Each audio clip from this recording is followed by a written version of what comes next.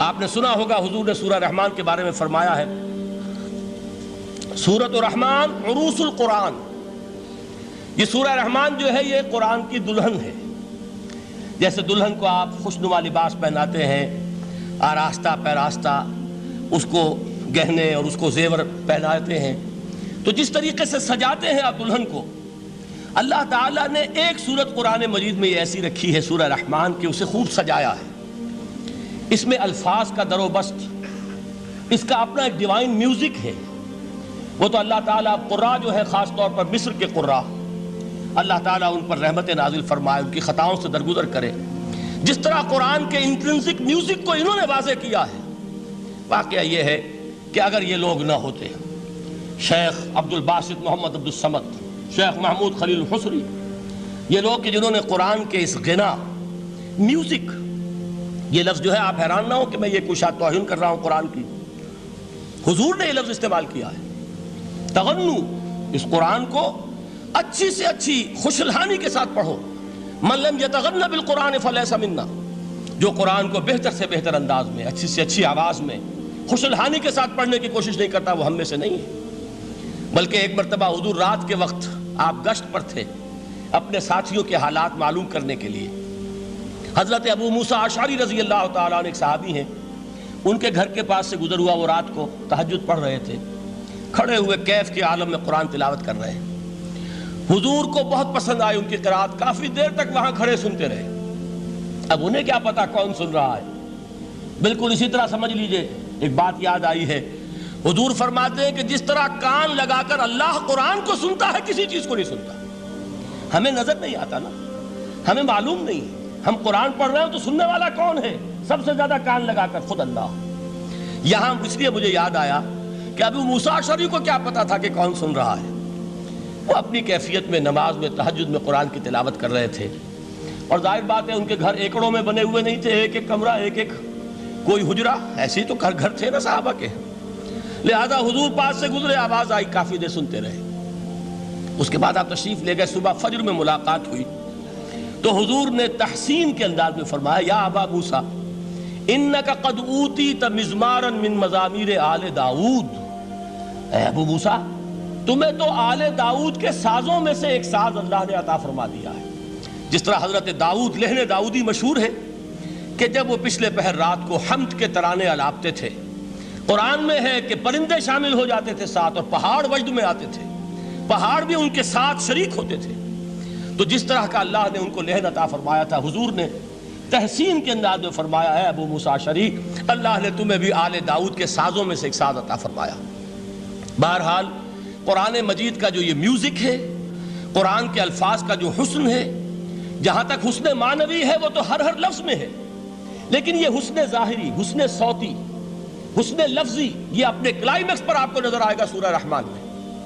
لیکن قرآن میں یہ سورت اس اعتبار سے بھی ممتاز ہے، اس کی 4 آیات پر ذرا توجہ کریں گے، عجیب حقائق سامنے آئیں گے. جہاں یہ قرآن مجید کے حسن صوت اور حسن لفظی کی معراج ہے، وہیں اس کی پہلی 4 آیات میں 4 چوٹی کی چیزوں کا ذکر ہے، سب سے اونچی چیزیں. پہلی آیت کیا ہے؟ الرحمن. ایک آیت ہو گئی. رحمان کیا ہے؟ اللہ کا نام ہے. کبھی آپ نے غور کیا اللہ کے ناموں میں سب سے پیارا نام کون سا ہوگا؟ رحمان. کیوں؟ اس کا مادہ کیا ہے؟ رحمت. ہمیں سب سے بڑھ کر جس چیز کی ضرورت ہے وہ کیا ہے؟ رحمت خداوندی. نام اچھی طرح سن لیجئے اس حضور کے قول کو. حضور فرماتے کوئی شخص جنت میں مجرد اپنے عمل کی بنیاد پر داخل نہیں ہو سکے گا جب تک کہ رحمت خداوندی دستگیری نہ کرے. کسی صحابی نے بڑی ہمت اور جرأت کا ثبوت دیا کہ پوچھ لیا، کیا حضور آپ بھی؟ جب آپ نے فرمایا کوئی شخص داخل نہیں ہو سکتا جنت میں محض اپنے عمل کی بنیاد پر جب تک کہ رحمت خداوندی جو ہے وہ دستگیری نہ فرمائے. پوچھا گیا کیا آپ بھی؟ آپ نے فرمایا ہاں میں بھی. آپ انداز کیجئے کہ اگر محمد الرسول اللہ بھی رحمت خداوندی کے ضرورت مند ہوں تو تاب دیگراں چے رسد، ہماری تو سب سے بڑی ضرورت رحمت خداوندی ہے. اب یہ رحمت جو ہے قرآن مجید میں اللہ تعالیٰ کی یہ شان 2 الفاظ کے ذریعے سے آتی ہے، رحیم اور رحمان. اور کوئی مادہ نہیں ہے جس سے 2 نام بنتے ہوں اللہ کے. لیکن یہ مادہ ہے واحد رحمت کا کہ جس سے رحمان بھی ہے رحیم بھی ہے۔ رحیم صفت مشبہ ہے، رحمت دائم ہو جائے گی، مستقل ہوگی تو رحیم کہیں گے، اور رحمان اس میں رحمت کی ہے وہ شان ہے کہ جیسے ٹھاٹھے مارتا ہوا سمندر ہو، ہیجان کی کیفیت، طوفانی کیفیت، رحمت خداوندی کا طوفانی جوش، وہ ہے رحمان۔ آپ تو رہتے اس علاقے میں ہیں، آپ کو معلوم ہے عرب اگر بھوکا مرا جا رہا ہو تو کیا کہے گا؟ انا جوعان۔ پیاسا مرا جا رہا ہو انا عطشان۔ بہت غضبناک ہوگا غضبان، غضبان آصفہ قرآن میں آیا ہے، بہت غضبناک۔ رحمان جس کی رحمت جو ہے جوش میں ہے، ٹھاٹھے مارتے ہوئے سمندر کے مانند۔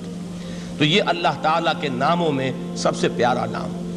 اب آگے چلیے، الرحمن علم القرآن، رحمان نے قرآن سکھایا۔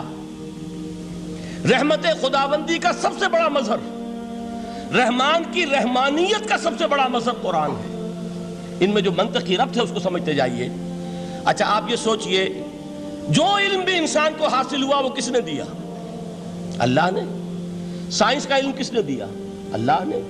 علم آدم الاسماء کلہا، وہ علم الاسماء جو حضرت آدم کو دے دیا گیا تھا ازل میں، یہ اسی کا ظہور ہے، یہ اسی کی ایکسفولیشن ہے جو ہو رہی ہے اور ہوتی رہے گی ابھی۔ اور دوسرے علم ہے وہ کس نے دی؟ اللہ نے دی۔ لا یحیطون بشیء من علمہ الا بما شاء، مخلوق میں سے کوئی اللہ کے علم میں سے کسی شے کا احاطہ نہیں کر سکتا مگر وہ جتنا اللہ دینا چاہے۔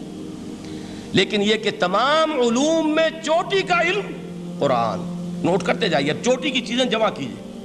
اللہ کے ناموں میں چوٹی کا نام رحمان، اللہ نے جو کچھ انسان کو سکھایا اس میں چوٹی کا علم قرآن۔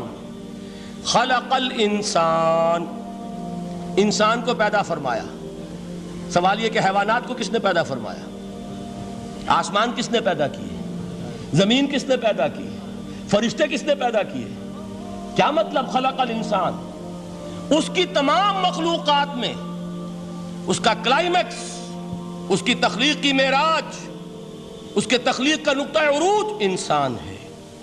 یہ ہے کہ جو مسجود ملائک بنا ہے۔